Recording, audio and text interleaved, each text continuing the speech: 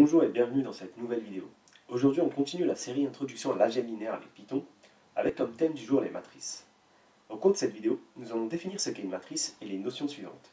Définir une matrice carrée, la transposée d'une matrice, le produit matriciel, la définition d'une matrice orthogonale, le calcul du déterminant, savoir reconnaître si une matrice est inversible et calculer son inverse, et enfin, le calcul des valeurs et vecteurs propres d'une matrice. Dans la prochaine vidéo, on mettra en pratique avec Python ce que l'on aura appris dans cette vidéo. N'hésitez pas à aller voir la précédente vidéo sur les vecteurs, car des éléments vus dans cette vidéo sont utilisés ici. La vidéo sera dans la description. Et n'oubliez pas de liker, commenter, partager et de vous abonner pour soutenir la chaîne. Définissons ce qu'est une matrice. Une matrice est un tableau à deux dimensions avec deux indices. Le premier indice pointe la ligne de la matrice et la seconde la colonne. Voilà, ici un exemple d'une matrice 2 x 3 avec deux lignes et trois colonnes. Plus communément, on note une matrice avec la lettre A. Le nombre maximum de lignes d'une matrice est associé à la variable m et le nombre maximum de colonnes à la variable n. Les valeurs d'une matrice sont appelées entrées, éléments ou bien composantes. Et les composantes d'une matrice s'écrivent de la manière suivante. A, I, J, où I représente le numéro de la ligne et J celui de la colonne. De manière plus formelle, une matrice A avec m et n strictement supérieurs ou égal à 1 et AIJ, les composantes de cette matrice, on a pour tout AI, tous les éléments allant de AI à 1 jusqu'à AIN, et pour AJ, tous les éléments allant de A1J jusqu'à ANJ. A noter qu'une matrice est tout simplement une collection de vecteurs, et qu'un vecteur est une matrice avec une ligne ou bien une colonne. Définissons maintenant ce qu'est une matrice carrée. Une matrice carrée est une matrice qui a le même nombre de lignes que de colonnes. Une matrice carrée d'ordre n est une matrice de dimension n fois n avec n lignes et n colonnes. Ici, on voit dans l'exemple, on a une matrice carrée 3, 3 avec 3 lignes et 3 colonnes. Expliquons maintenant la transposée d'une matrice. La transposée d'une matrice est créée par la transformation des lignes en colonnes et des colonnes en lignes. La transposée d'une matrice est indiquée par l'exposant T. Une matrice m fois n se transforme en une matrice n fois m. Donc ici, dans l'exemple suivant, on a la matrice A avec 1, 2, 3, 4, 5, 6 comme élément de cette matrice. Et sa transposée nous donne maintenant les trois lignes 1, 4, 2, 5, 3, 6. Donc on voit la différence entre la matrice originelle A et sa transposée, où on avait précédemment deux lignes et trois colonnes. Maintenant on se retrouve avec trois lignes et deux colonnes. Définissons maintenant le produit matriciel. Le produit matriciel entre deux matrices A et B est possible si et seulement si le nombre de lignes de la première matrice est égal au nombre de colonnes de la seconde matrice. Le résultat produit aura le même nombre de lignes que la première matrice et le même nombre de colonnes que la seconde matrice. En d'autres termes, si A est de dimension m fois n et B de dimension r fois c, alors le produit AB générera une matrice de dimension m fois c. Prenons l'exemple suivant pour expliquer le produit matriciel plus en détail. On a deux matrices A et B, A qui est égal à 1, 2, 3, 4, 5, 6 avec deux lignes et trois colonnes, et B qui est égal à 1, 2, 7, 3, 2, 9 avec trois lignes et deux colonnes. Tout d'abord, on vérifie que le produit matriciel est possible. Donc ici, c'est bien le cas, car on a bien deux lignes pour A et deux colonnes pour B. Et la dimension finale du produit matriciel nous donnera une matrice de 2. Maintenant, il nous suffit de faire le produit vectoriel entre les lignes et les colonnes de B. Donc, on commence par faire la première ligne de A avec la première colonne de B. Donc 1, 2, 3 fois 1, 7, 2. Ensuite, on fait la première ligne de A avec la deuxième colonne de B. Et ainsi de suite jusqu'à obtenir le résultat final qui nous donne AB qui est égal à 21, 35, 51, 77. Quelques propriétés à retenir sur le produit matriciel. Le produit matriciel n'est pas commutatif, ce qui veut dire que le produit AB n'est pas égal à BA. Par contre, il est associatif, ce qui signifie que le produit matriciel entre B et C fois A est égal au produit matriciel entre A et B fois C. Et il est distributif, ce qui signifie que l'addition des matrices B plus C fois la matrice A est égale au produit matriciel de AB plus AC. Définissons maintenant la matrice identité. La matrice identité est une matrice carrée où les seules composantes non nulles sont présentes sur la diagonale de la matrice et égales à 1. On note une matrice identité de dimension n comme suit, donc avec le i majuscule et le petit exposant n en bas, ou bien juste i. Le produit matriciel entre une matrice A et la matrice identité correspondante est égal à A. Donc on le voit dans l'exemple suivant, avec la matrice A qui est égale à 1, 2, 3, 4 et la matrice identité correspondante. Donc comme on l'a vu précédemment, donc on fait le produit vectoriel entre la première ligne de A et la première colonne de I, la première ligne de A et la deuxième colonne de I, et ainsi de suite, jusqu'à obtenir le résultat final où on voit que le produit matriciel entre AI est égal à A, qui est bien égal à 1, 2, 3, 4. Définissons ce qu'est une matrice orthogonale. Une matrice A est dite orthogonale si et seulement si A est une matrice carrée. Les vecteurs composant les colonnes de la matrice constituent une base orthonormale, c'est-à-dire une base où les vecteurs sont des vecteurs unitaires et dont le produit matriciel est égal à 0, et que le produit matriciel entre cette matrice et sa transposée est égal à la matrice identité I. Prenons un exemple pour comprendre mieux ce qu'est une matrice orthogonale. Donc prenons A qui est égal à moins 1, 0, 0, 1, et sa transposée. La transposée de A est aussi égale à moins 1, 0, 0, 1. Seuls les zéros ont changé de place ici. On calcule ensuite le produit matriciel entre A et sa transposée, ce qui nous donne ici comme résultat la matrice identité 1, 0, 0, 1. Donc ici, A est bien une matrice orthogonale. Passons maintenant au calcul du déterminant d'une matrice. Le déterminant est une fonction qui s'applique à une matrice carrée qui la réduit à un nombre. Le déterminant d'une matrice A s'écrit soit avec la matrice A et deux barres verticales, ou bien en prenant les trois premières lettres du mot déterminant entre parenthèses A. Si A est une matrice de 2, le calcul du déterminant se fait comme suit. On a pour la matrice A les valeurs A, B, C, D, et le déterminant de cette matrice est égal au produit de AD moins le produit de BC. Voyons un exemple tout de suite avec la matrice A qui est égale à 1, 2, 3, 4. Son déterminant est égal à 1 fois 4 moins 2 fois 3 qui est égal à moins 2.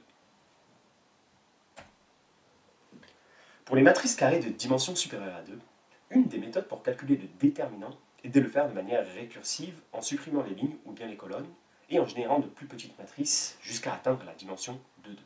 Voyons tout de suite un exemple avec la méthode d'expansion par ligne avec une matrice 3, 3. Donc prenons la matrice A qui est égale à 1, 2, 6, 4, 7, 3 et 3, 2, 1. Donc tout d'abord, nous n'avons pas utilisé la première ligne pour calculer le déterminant, mais les éléments de la première ligne vont nous servir de cofacteurs.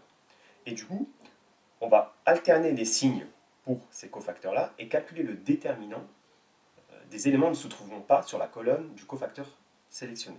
Donc on commence par choisir 1, on calcule le déterminant de la matrice 7, 3, 2, 1, on alterne le signe, on prend 2, on calcule le déterminant des éléments de la matrice 4, 3, 3, 1, pour tous les éléments qui ne sont pas sur la colonne du cofacteur 2, et on alterne à nouveau le signe et on calcule le déterminant de la matrice 4, 7, 3, 2, donc tous les éléments qui ne se trouvent pas dans la colonne du cofacteur 6. Ce qui nous donne 1 fois 7 fois 1 moins 3 fois 2, moins 2 fois 4 fois 1 moins 3 fois 3, plus 6 fois 4 fois 2 moins 7 fois 3, qui est égal à 77. Définissons maintenant ce qu'est une matrice inversible. Pour qu'une matrice soit inversible, celle-ci doit respecter des conditions vues précédemment. La matrice doit être une matrice carrée et son déterminant non nul. Si ces conditions sont respectées, alors pour une matrice A donnée, cette matrice est inversible s'il existe B qui est égal à l'inverse de A, tel que le produit de AB est égal au produit de BA est égal à la matrice identité.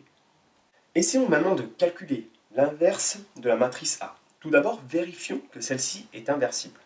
Pour ce faire, on calcule le déterminant. Donc le déterminant de A est égal à 1 fois 4 moins 2 fois 3 qui est égal à moins 2. Maintenant, on cherche une matrice B telle que AB est égal à BA est égal à la matrice identité. Donc B, on ne connaît pas les valeurs, donc on va écrire une matrice B avec des variables quelconques. Ici, on a choisi A, B, C, D. Et on va poser l'égalité. AB est égal à I. Donc ce qui nous donne A plus 2C, B plus 2D, 3A plus 4C, 3B plus 4D pour la matrice AB, qui est égale à la matrice identité 1, 0, 0, 1. Posons maintenant le système d'équations de cette égalité. Donc voilà, pour la première ligne, A plus 2c qui est égal à 1. Pour la deuxième ligne, b plus 2d qui est égal à 0. Pour la troisième ligne, 3a plus 4c qui est égal à 0. Et pour la quatrième ligne, 3b plus 4d qui est égal à 1. Maintenant, on va essayer de simplifier ce système d'équations pour en déduire les valeurs de a, b, c et d. Donc pour ce faire, on va supprimer 3 fois la ligne 1 à la ligne 3. Ce qui va nous donner moins 2c qui est égal à moins 3. Donc on peut déduire la valeur de c qui est égale à 3 demi. Et on va faire la même chose pour la ligne 4. Donc on va cette fois-ci supprimer 2 fois L2 de la ligne 4, ce qui va nous donner b est égal à 1. Maintenant qu'on a les valeurs de c et de b, on les remplace dans L1 et L2, et on en déduit les valeurs suivantes pour a qui est égal à moins 2, et d est bien égal à moins 1 demi. Donc, on a la matrice inverse b qui est égale à moins 2, 1, 3 demi, moins 1 demi.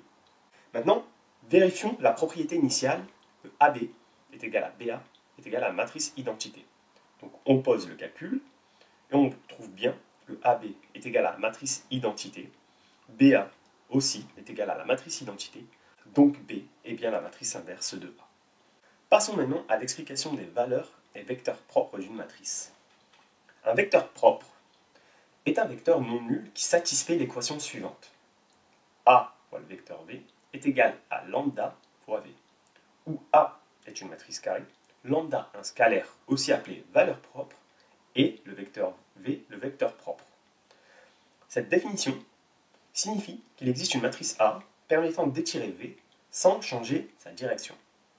Voyons tout de suite une illustration graphique de ce que l'on vient de voir avec un exemple. Prenons la matrice A qui est égale à 2, 0, 0, 2, le vecteur V qui est égal à 1, 1, et faisons le produit entre la matrice A et le vecteur V. Donc on obtient, avec cette transformation-là, le vecteur U qui est égal à 2, 2. Et ce vecteur U, en réalité, est égal à 2 fois le vecteur V. Donc on a bien la formule vue précédemment, écrite devant nous, avec lambda qui est égal à 2, V qui est égal à 1, 1. Donc, la matrice A applique bien une transformation où juste le vecteur V va s'étirer. Donc soit s'agrandir, soit se réduire. Ici, dans ce cas-là, il devient 2 fois le vecteur V originel. Donc, pour cet exemple, on a bien 1, 1 comme vecteur propre et 2 comme valeur propre. Voyons un exemple où nous allons calculer à partir d'une matrice donnée les valeurs et vecteurs propres. Donc prenons la matrice A égale à 3, 1, 1, 3. On reprend la formule vue précédemment et on écrit le produit de A par le vecteur V est égal à lambda par le vecteur V fois le vecteur V. Donc c'est ce qui nous donne l'égalité suivante. Donc la matrice 3, 1, 1, 3 fois le vecteur V dont on ne connaît pas les valeurs, donc on va remplacer par les variables x et y, égale à lambda fois x et y. Ce qui donne le système d'équation suivant. 3x plus y est égal à lambda de x, et x plus 3y est égal à lambda de y. Donc si on simplifie, on a 3 moins lambda de x plus x est égal à 0, et x plus 3 moins lambda de y est égal à 0. Donc ce qui revient à calculer a moins lambda de i. Calculons maintenant les valeurs propres en calculant le déterminant de a moins lambda de i. Donc on obtient la matrice 3 moins lambda, 1, 1, 3 moins lambda. On calcule le déterminant en faisant le produit entre 3 moins lambda et 3 moins lambda, moins 1 fois 1. Ce qui nous donne le polynôme de lambda carré moins 6 lambda plus 8. Et lorsqu'on factorise, on obtient moins 2 plus lambda, produit de moins 4 plus lambda. Donc il y a deux valeurs propres qui nous permettent de résoudre cette équation. Donc lambda de 1 égale à 4 et lambda de 2 égale à 2. Il nous suffit maintenant de remplacer dans le système d'équation lambda par les valeurs correspondantes et de résoudre. On obtient pour lambda de 1 égale à 4. 3 moins 4x plus y qui est égal à 0. 3 plus 3 moins 4y égale à 0. Ce qui nous donne le système final, moins x plus y égale à 0 et 3 moins y égale à 0. Donc on a ici une infinité de solutions, mais nous, on va choisir comme solution, le vecteur v est égal à 1, 1. Faisons la même chose pour lambda égale à 2. On obtient le système 3 moins 2x plus y égale 0, x plus 3 moins 2y égale 0, ce qui nous donne x plus y égale 0 et x plus y égale 0. Pour lambda égale à 2, nous avons aussi une infinité de solutions qui peuvent résoudre le système. Nous choisirons ici v égale à 1 moins 1. On aurait pu choisir aussi par exemple v égale à moins 1, 1. Pour conclure, nous avons comme valeur propre 4 et 2, et comme vecteur propre le vecteur 1, 1 et le vecteur 1, moins 1. Donc voilà, c'est la fin de la vidéo sur cette partie théorique sur les matrices. On se retrouve dans une prochaine vidéo où nous allons implémenter ce que l'on a vu aujourd'hui sur Python. N'hésitez pas à liker, commenter, partager et de vous abonner pour soutenir la chaîne. Et je vous dis à très vite.